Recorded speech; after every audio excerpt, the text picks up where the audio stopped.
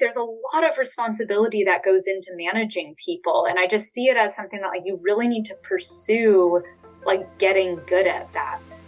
You're listening to the Architect My Life podcast, a podcast dedicated to helping empower women creative entrepreneurs such as architects and designers have it all: business growth, financial freedom, and health and wellness.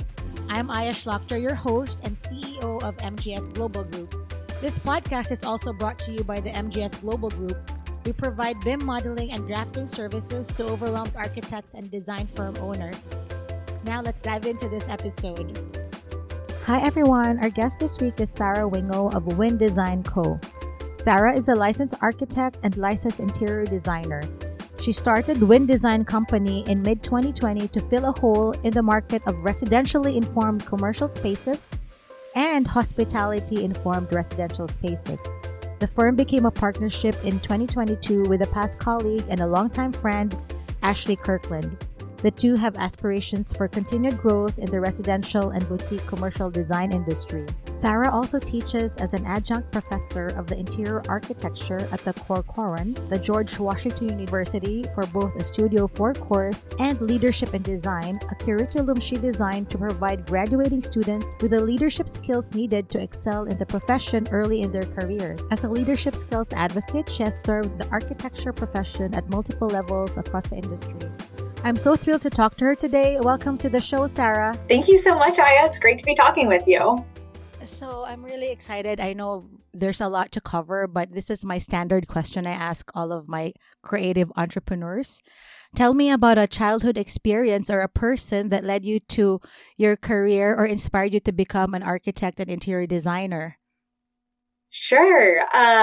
Okay, so to start off, I'm one of those people who knew that they wanted to be an architect from like childhood. I think at age 10, I like committed to actually stating the words like I'm going to be an architect. And it was really through an architecture unit in school. So I think that's kind of rare nowadays that elementary schoolers get introduced to architecture, but I'm a huge fan of promoting architecture in schools, mostly because that's my story and that's my experience. But the project was that we were all, it was like a classroom project where everybody drew a family, a budget out of a hat, and then you had to design a house to meet their constraints. And so I just loved the idea of like problem solving for this family. Of course, the house was designed by a 10-year-old. It was like not cute at all.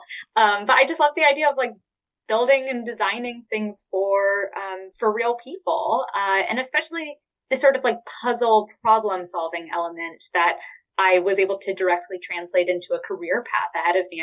I always loved puzzles and problem solving, and that felt really, really connected with architecture. So how about growing up in Texas, Austin, Texas? I was just there. It's amazing. But what was it like growing up in Austin? Yeah, I mean, Austin's a fantastic place to grow up. I mean, I really could not have imagined a better place that was like so connected to an urban environment, but also so many natural and outdoor activities. My family loved hiking growing up. We were always going to like natural swimming holes. So certainly like very connected to nature. And then, we were close enough into the city that we were spending time downtown. And it's certainly like, as I got closer to high school or even like going back from college, just exploring the downtown area, and the food scene in Austin is so fantastic. It just felt like a very manageably sized city to grow up in. I know it's so much bigger now. I can't imagine like, I mean, maybe the experience isn't so different now, but it was a great place to grow up in the 90s and early 2000s. It's interesting because when I read your profile that you were from Austin, I was just there 2 weeks ago for the Independent Lodging Congress. What they do is we explore different sites, all boutique hotels. And South Congress in Austin is amazing. Yep. There are like 5 or 6 in South Congress alone. And I'm like, I wonder if you were there or you've toured all the boutique hotels there. Yeah. I mean, the one that's like the longest standing, or the one that I'm just most familiar with, is that the South Congress Hotel with all of those like little micro unit rooms that are just individually done, and then the hallway is just that kind of outdoor courtyard. So there's no real interior space other than the units themselves. but I know that there's so many other boutique hotels that have sprung up around there. So it is just, I mean, yeah, South Congress is fantastic. So why did you move away from Texas? Was it for college? Yeah, it was for college. So again, always wanting to go into architecture. I was just doing a lot of research in high school about, like top architecture programs across the country and really what set them apart. And I was actually introduced to Auburn University through a documentary called Citizen Architect. And it was a documentary about the Rural Studio program that Auburn runs, where students are building either homes or community buildings for the towns in Hale County, so kind of New Bern and Greensboro, and all these kind of smaller, they're just really really rural towns. So people who would otherwise never have access to architecture or design, and really the mantra of the studio was providing dignity through design. And it was the first time I was kind of woken up to the idea that architecture was not just for, multimillionaires doing McMansions or, civic projects in downtown Austin. Like really there's a lot of dignity that can be done through creating just a really well proportioned and well designed home for somebody who would otherwise be living in a trailer home. That was really like the competition out there was, you're either doing living in a trailer home or you're working with the Rural Studio to get a house built. And the whole goal and one thing that Rural Studio is still doing is working on home prototypes for less than $20,000. So it's the 20K home. And so I went to Auburn for that initiative and actually participated in that initiative. But yeah, I moved away from Texas to Alabama for school for that program. So you spent your 5 years in Alabama. That's right. Yep, in Alabama. And so talk about your experience there from Austin to Alabama. I don't know much about Alabama. Yeah. Like I'm Ohio, by the way, and people don't know anything about Ohio. So yeah, it's the micro cultures across like every single state are wild how different everything is. Because I kind of always thought like, well, I'm from the South and I'm going to the South, like there's not going to be a culture shock. But the difference between Texas South and Alabama South is pretty big. I remember going there and getting called out for drinking unsweet tea, and I was called a Yankee, and I was like, oh, like it was really sweet tea or nothing in Alabama. And it was it was just such a really welcoming environment. And I think, looking back on it, this wasn't something that was like missing from Auburn, because we certainly found other experiences to, take trips. But I think, there's certainly a logic to going to school in an urban environment where you actually have access to like architecture around you. But I'd say kind of going to school at a big state college like Auburn University, but then being in this like small, almost like micro school of like the School of Architecture kind of on the outskirts of campus really was like this combination feeling between like the big football state school culture and then also this like almost like a private liberal arts college, like off on the outskirts. So I'd say it was like a super tight community in the School of Architecture. And we were just given so many experiences to both travel, study abroad, go out and actually take part in the community of Alabama by participating in the Rural Studio. And then I actually spent my fifth year doing an urban planning emphasis in Auburn's Urban Studio in Birmingham. So kind of had like all different types of experiences at Auburn. And I just loved my education there. So that's great. Since our podcast is really about entrepreneurship, what led you to becoming an entrepreneur and starting your own studio or design firm? Yeah, so many things. I mean, I don't think there was any like one moment like in a professional practice class or something like that where I was like, yeah, this is the moment that I'm definitely going to run my own business. But I'd say, one of my most defining experiences in college was getting involved in the student government organization for architecture, the American Institute of Architecture students. And I'd say I started loving the idea of organizing people, organizing programs, really setting like strategic vision for, coming up with new ideas for lecture series or like event ideas. So kind of really being in like the decision maker and delegator role from that perspective. And of course, it took a lot of trial and error. I would not say I was like a total natural at it from the beginning. I think there were a lot of communication skills I needed to learn and organization skills, but I'd say that was where I really started on this idea of like, I love kind of like this creative director role in a people management sort of way alongside my architecture school experience. So I'd say that was kind of my first clue. Um, and then I mean, at Auburn, I just had a lot of examples of professors who, had either started their own firms and were teaching or, were professors full time, but kind of working on the side or, maybe would consider themselves both. Both of those roles were full time jobs. But I think kind of this like starting your own firm didn't seem totally out of reach for me. It was something that kind of a lot of people in my life were already practicing. And so those were kind of like my first instincts in terms of like what I was super passionate about.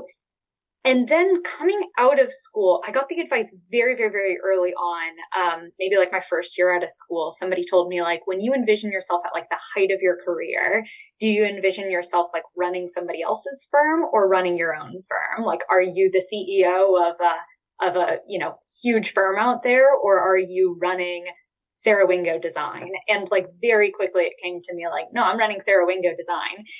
And I mean, now of course it's not called that, but it was just such an immediate response for me of like, no, I'm running the ship, and it's something that I created. So that kind of set me on this track of, okay, like how is that going to happen? So I think because you've been a leader in your school organizations has really helped out a lot. And I think the most successful entrepreneurs and business people have really very good organizational skills, especially in programs, processes, procedures, and people management. And Yeah. that's really key, I think. And I think you got it. You're not just a designer, but I've never heard anyone early on in their careers talk about managing programs, process, and people. And that's the most Yep. important thing in running a firm, really, is the people, right? You Yeah. hear people leaving their jobs because of poor management. Yep. I know. And to me, again, like I would not say I excelled at it from the beginning, but it was certainly like the most interesting thing to me. And it was something that I saw such importance at from the very beginning of, I just think it is the most, I guess I'll use the word noble, and just like there's a lot of responsibility that goes into managing people. And I just see it as something that like you really need to pursue, like getting good at that, because yeah, you kind of can't do design in a vacuum or without a trusted team alongside you. And I think you don't have a trusted team unless your team trusts you. And so it's just like this kind of compounding realization that like I need to just like pursue leadership skills kind of above all else. Like I just think that's kind of the key to running any business, and especially a design firm. So before we go deep dive into your design firm and business, can you talk about your mentorship and teaching, and how do you even have time to do all that? I'd say like luckily it all feels very symbiotic. Like so it doesn't feel like, okay, I have to turn off my brain from one thing and switch over to the other thing. It's all things that feed on each other. And it's like, I am able to do well in my practice and have energy for it because I teach, and I'm able to do well and excel in teaching because I practice. It's all this kind of like all of those things like pour into each other's buckets. I think it doesn't feel like this huge draining amount of tasks on my plate, is at least what I love to tell myself. But yes, it's something. So, throughout post graduation and entering into the profession, I have, just always. I mean, I'm just an extrovert, and I've always been very connected with the architecture industry and community. And I also just really like architects. Like that was, moving to DC for my first job out of school. I was like, I want to make architecture friends. So I started with the AIA Emerging Architects Committee in DC, getting involved with them mostly just from like a volunteer and member position at first, eventually kind of becoming the chair of that program, but really throughout that committee sought out just a lot of mentors who, maybe just had like 3 years more experience than me, but could really like help me out through those early years in the profession, kind of through like an understanding and empathetic lens of figuring out how to do architecture and design for the first time. And I mean, a lot of those mentors are still great friends and mentors today, and have helped me in both like starting my own practice and being able to bounce questions off of.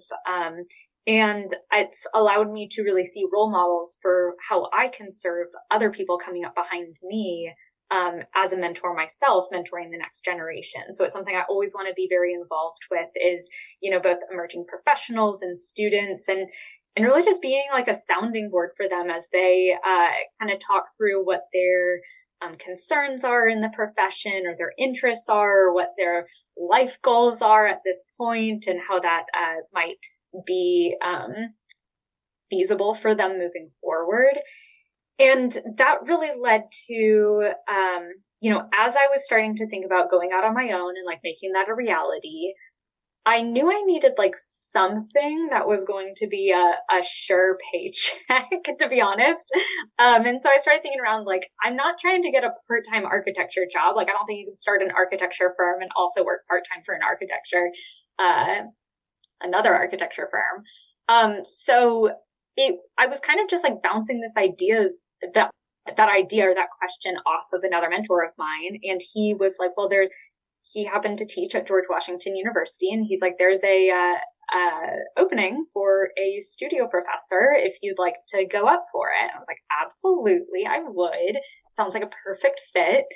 And so I did, and it's been better than I ever thought it would be, mostly from the perspective of just being involved in the next generation of students, and kind of being the best version of the professors that I had, but also the professor that I always wish I had, who was, supportive and engaging and saw the best in your ideas and didn't drag you down and tell you that you're worthless, which I think is all too common in architecture school, of just like getting creativity kind of beaten out of you in some ways. So, I just love, again, like kind of using teaching as an opportunity to practice leadership. That's great, especially when you have employees. That is really important. Yep. Again, that's another problem that people have now. A lot of the employees don't have a continuing education, or not learning, or there's no proper training or mentorship. So what about the Christopher Kelly Leadership Development Program? Can you talk about that? Yeah. So the Christopher Kelly Leadership Development Program, long name for a program, but it's important because it's named after a real person, Christopher Kelly, who is an emerging architect in DC, who is very committed to leadership development among emerging professionals. And unfortunately, he passed away just over 10 years ago. And his friends were very committed to the idea, his friends and his wife, were committed to the idea of creating a program in his honor, something that he always wanted to do, of instilling leadership skills in emerging professionals and really giving them the hands-on training that they're not given in their firms. Like you were saying, that sort of continuing education piece, especially the type of continuing education that you really need to like excel in your career beyond just like bathroom details and waterproofing details, really learning like that the soft skills that allow you to rise quickly in your career. Yeah, I saw the program because I sponsored one event there. It's a lot of like leadership and business related topics that were not taught in school. Is this a DC only organization, the Christopher Kelly? It is, right? It's not actually. It started in DC, but there are 10 affiliate programs across the country now. So there's like Atlanta, and there is one in Ohio. Where it is, like Indiana, I think. I mean, they're kind of all over. I guess I won't start a list if I know I can't name them all. But that's great. there's 10 now, So and it's growing. That's really inspiring. So when did you decide to quit your job? Because this is what a lot of people are always asking. Like, how did you know? Was it difficult? Did you have enough savings? So, what was it like from quitting your job to starting Wind Design? I love that name, by the way. It Oh, sounds thank like you. the Win in Las Vegas. I'm like, damn. I know I would the win in Las Vegas was like not where I got the inspiration for it, but I'm But not it's mad about Winco, the right? Is it association. from your last name? It is from my last name, so it's spelled different from my last name. My last name is Wingo, and I wanted it to be like somewhat related to my last name, but kind of with this like open door idea that I could bring on a partner one day, and it wasn't like, okay, I have a partner with like Wingo Design. So yeah, It's and that's powerful. I also was like, damn, I'm interviewing Wind Design. You're setting yourself up for, global and international growth. It's yeah, it's great. I love it. So yeah, that's the you got goal. sidetracked. So tell me. Yeah, yeah.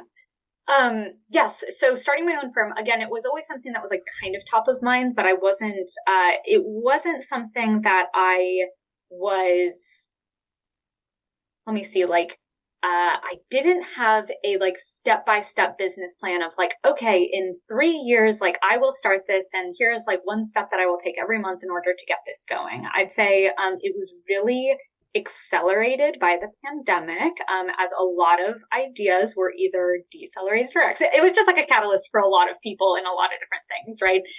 So I'd say like my story in the pandemic was, I was working for a small firm that did almost exclusively restaurant work.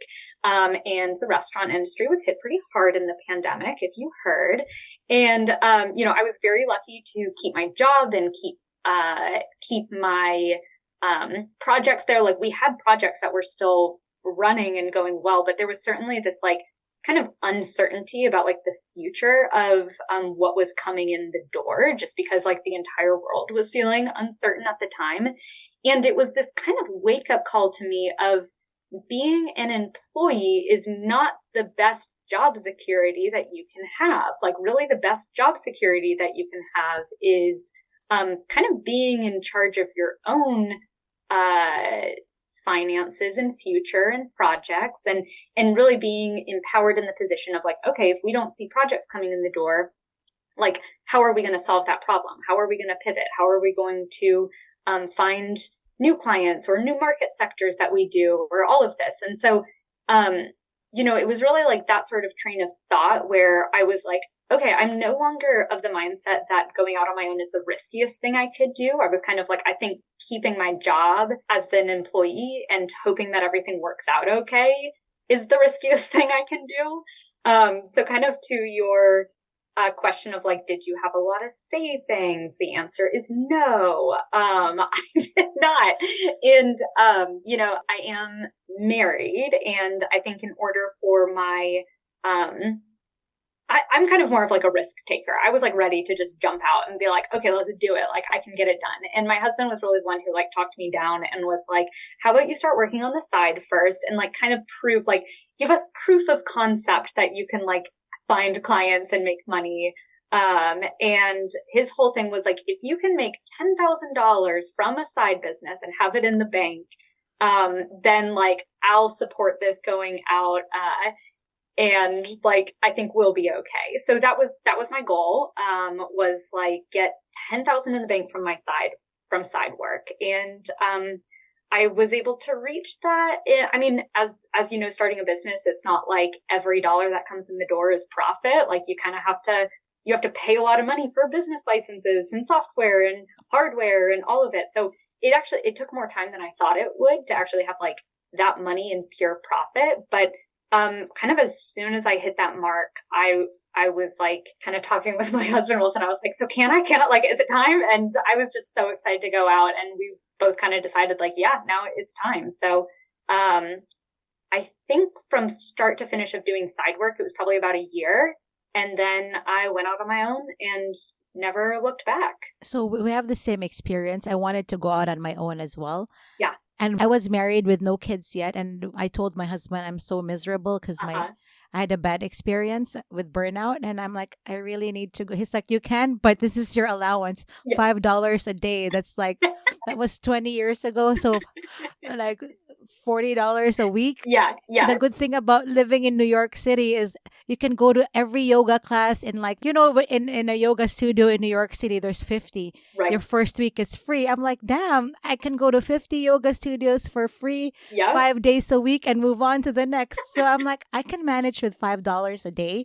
Yeah, I And know. then my first client was doing shop drawings for a mill worker, Hmm. and then it grew from there. But it also is important to have support from family or a spouse. Right. Like, people ask me, how come you're so successful, how did you do it? I'm like, well, I started with nothing, but I had support. Right. Right. You, Exactly. you can't just go out and not have like a backup plan. Right. Right. That's exactly right. And I think it's hard to talk about it in terms of, yeah, like, what do you mean by support? Does it mean like you're getting funded fully, or is it just like emotional support? And I would say, like, yeah, for me, it was definitely more of that emotional support and health insurance, which I think is important. So that was like a great thing that I was kind of able to take advantage of right away and not have to worry about, because I guess part of you don't really need to say that a part of like going out on your own needs to be getting married to somebody with health insurance, but I'd say like knowing what the logistics of going out on your own is important, and I'm very grateful that I had health insurance covered by my husband. So that's Same story. yep. Like, my husband gives, because he has a steady job in a Yep. university. I wouldn't be able to, because it's expensive. Right, it is. So Sarah, like, in your bio, you talk about residentially informed commercial spaces Hmm. and hospitality informed residential spaces. I'm curious, Yeah. what is that? What does that mean? Yeah, because Yeah. nobody else really talks about it like that. Okay, Yeah. I would say, yeah, I should find a way to talk about that in less words. And I'd say like the shortened version of that is like the resi-mercial market. And that is, I'd say, a term, I think it was coined by Kelly Wersler.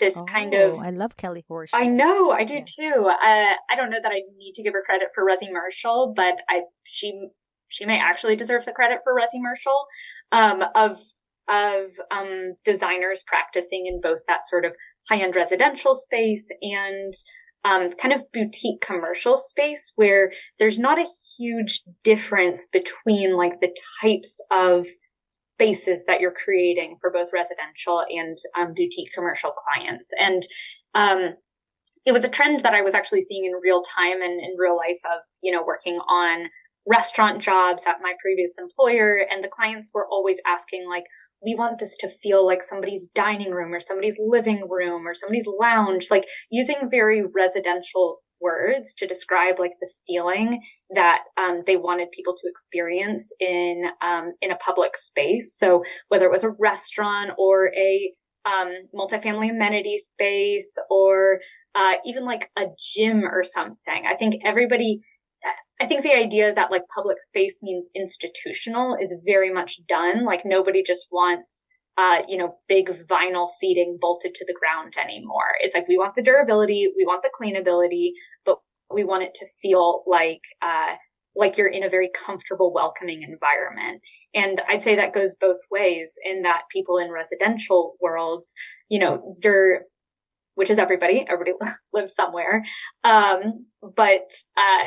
In the residential market, I think more and more our houses are meaning even more to us, and, they're entertainment zones or their workplaces. And so we need our homes to be multifunctional in a way that you think about in a commercial sense. You think about like, okay, how can this private dining room expand to be, a dinner for 12 people versus an event space for 30 people? And now we kind of have to think that way for residential design as well.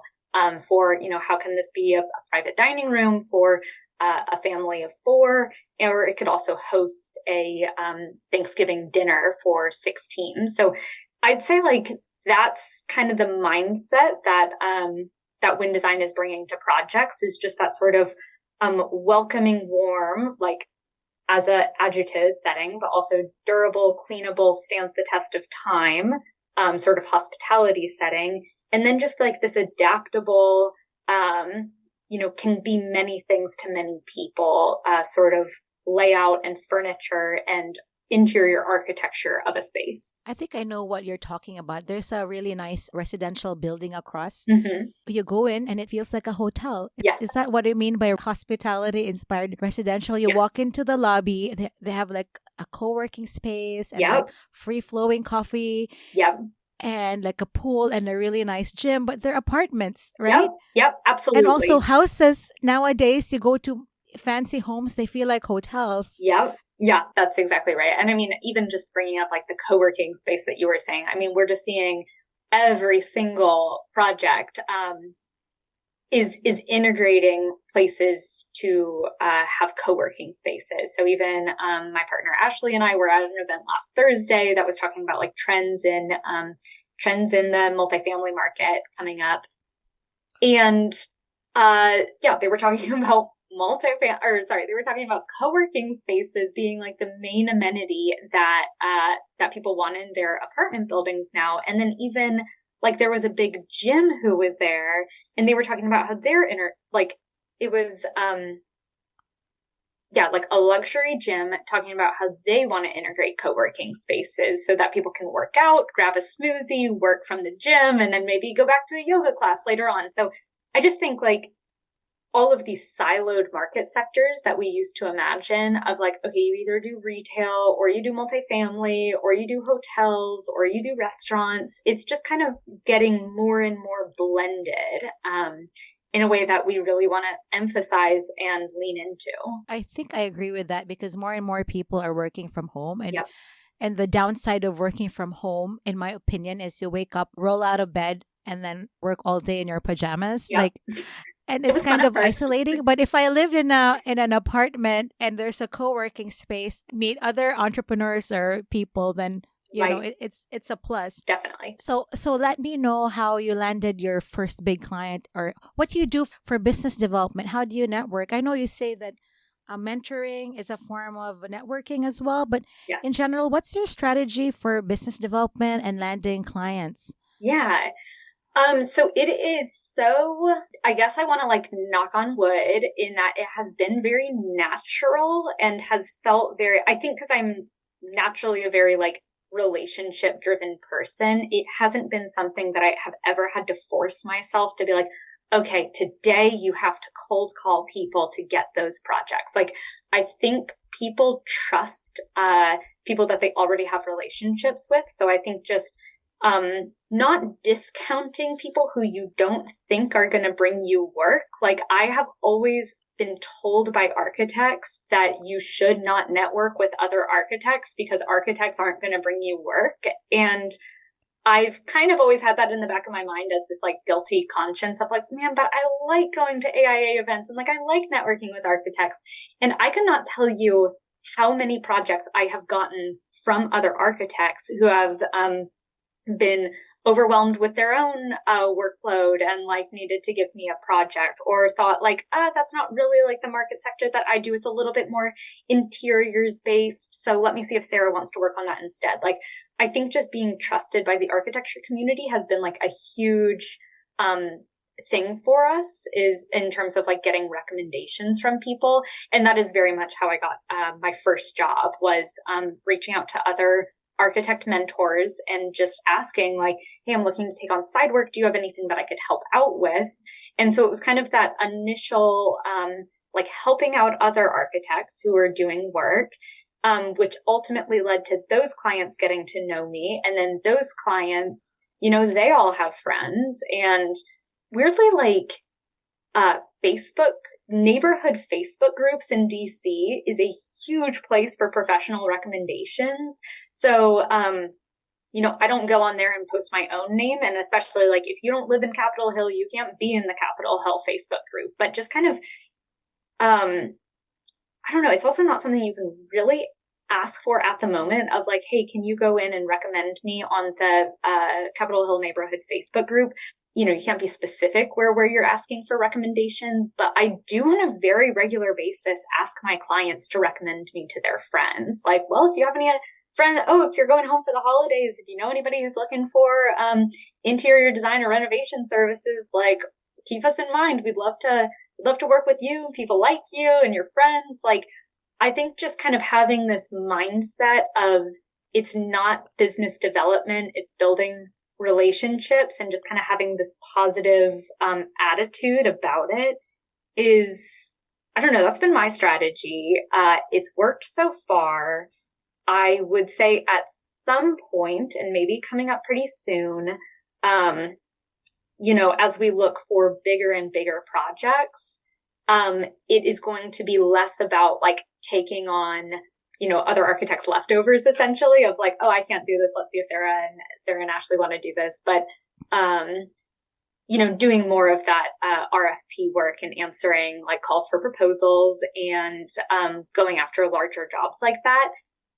But I'm also kind of trusting that will happen naturally, that like the kind of more we network, the more we are going to be in positions to be asked to do things like that. So I'd say like kind of a natural or a taught natural inclination for just keeping trusted relationships around is probably the best thing for my business development. And I'm happy to answer more specific questions on that as well, because I think that's not really. But I want to chime in on Facebook, what you said. Yes. Just to give you statistics, 4.4 million businesses were created in 2020 during the pandemic. Wow. And a lot of the businesses really rely on self-reliance, optimism, and digital-first approach. Oh my gosh. Like to your point, like in Facebook, right? We do architecture support. I've worked with a few women in architecture. Yep. And when people post, oh, I'm so overwhelmed, like, do you know any drafting companies? People will say, Aya can help. Yep. So it's, and the thing towards business and business development, we have the same sentiments. I'm not there to develop business. I'm there to provide a service for people who need, my services. Like, you're not selling, you're serving. That's always what I say. Yes. Right? Yes. I'm not there to sell. I'm not even selling. People say, call Aya. Right? So that's why digital first, like you need to hang out in the groups that make sense. You might be hanging out at the AIA DC, but you're also hanging out in Facebook. Yep. And people are recommending you. I mean, I've gotten like 6 or 10 recommendations just, in the last year or so. Right. Right? In Facebook. But a lot of people say, oh, no one goes on Facebook. That's for old people. Old people have more money than young people. I'd rather be You're absolutely right. I was just texting a friend and I'm like, yeah, because I have a community called the Architect My Life community that I used to do Facebook Lives during the pandemic because we were all in our basement. I'm like, you should join my Facebook Live. She's like, I don't do Facebook anymore. I'm like, oh yeah, young people don't do that. Yeah. Yeah. But you're right.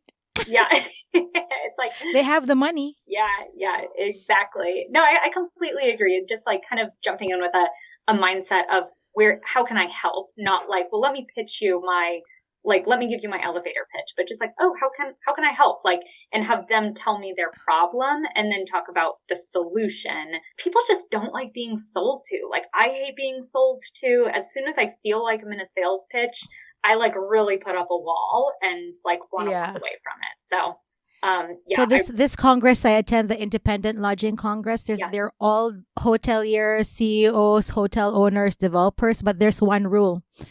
Andrew Benioff, when he went on stage, he's like, there's one rule in this conference. I know you guys are here to network and your bosses sent you here, but no selling, no pitching. We're here to build genuine relationships. And when you build genuine relationships, then you might land a job. And that's the number one rule. No selling and no pitching. Yep. And which is why I love it. And that's such a good, like, he just gave everybody there a gift of like a skill of how to actually sell better, and I hate it when people say, so what do you do? Do you know what I mean? Yeah, it's like, yes. Oh, a better question would be like, so what brings you here to the conference, right? Right. What do you want to learn? Like, where are you trying to grow? Yeah, like those are all better questions. So what are the biggest challenges you've had so far in running your own business? Yeah, I'd say I am very lucky that there haven't been any. Okay, no, of course there have been problems. I was going to say there haven't been any like major problems. Like everything's kind of micro day by day. I'd say I hit a point in my business, and this was probably like 6 months ago, where I was like, I have way more work than I will ever be able to do. And I never wanted to turn down an interesting project because I wasn't capable of doing it. And that might be selfish. Like that might be kind of, I would like to say it's growth minded. But I think sometimes like clients would be like, okay, if you can't do this, like you need to let me know. And I was like, no, I've got this. Like I can do this. And so I hit a point where I was like, luckily, I have more work than I can ever take on, or that I can ever get done. And how am I going to get this done? And it was kind of a mindset of like, do I hire contract workers? Do I hire an employee? And I had an experience with both contract workers and employees, and like they're all perfect for the situation that you need. But I was in a position where it was like, I have more like strategic work that I can take on. Like I want to grow my business. And I think it is very hard to grow a business one employee at a time. I don't know why, but it takes a long time for an employee to come on and be like running with it enough that it's actually like helping the business. Like, of course it helps right away, but it doesn't really take like a huge burden off, if you know what I mean. Yeah. And so I had always had in my mind that I wanted to have a partner at some point, mostly because like I love being in that decision maker role, but I mean, I also love having a partner by my side, whether it's in life or in business to, like really make those super big decisions with, and just like kind of feed on each other's ideas and energy. And so I guess I was at a place where I was like, I need to get a partner, and that's a big undertaking. So I had gone through in my mind like a lot of different types of partners that I might be interested in. I was like, maybe I partner with a contractor and we run a design build firm, or maybe I partner with somebody who does more base building architecture, so we can kind of do like full service, like base building to interior design. Or maybe I partner with somebody who does like in a totally different market sector, so we can just like expand as much as possible. But the one person who kept coming to mind was a former coworker of mine who I just worked super well with. And like, I guess the problem in my head was like, well, our skill set isn't that diverse. Like we kind of have a lot of the same skills. Like, is that really the smart move to bring on a partner who kind of like does what you do? And I ultimately like reached out to her and told her all of that and told her my concerns, and was just like, my intuition is telling me that like you're going to be the best partner for me because I just like you a lot. Like I think we're just going to vibe well together. And like, I can see us working together for 40 years and not getting in any sort of major falling outs. And so I'd say it was almost this like letting your intuition override like maybe the logic of what you've heard before. And of, I guess, like diversifying skill sets would be what I would say on that. And I am just so happy I made that decision. Mostly because it's like, I cannot imagine being a partner with somebody who I like that made sense on paper, but didn't work on like a day-to-day kind of emotional level. So yeah, I would say like the biggest like inflection point in my business to date has been like the decision to bring on a partner and who to bring on as that partner. That's a smart move. You can't really do it alone if you want to grow a business. Right. Otherwise, you can hire like really high level professionals. But as a small firm, it's not the time yet. Right? Exactly. I was like, I would rather have two partners here rather than like me and 4 employees, So is your husband just so happy that you have like more work than you can handle? I said, like, does he still see you? No, just kidding.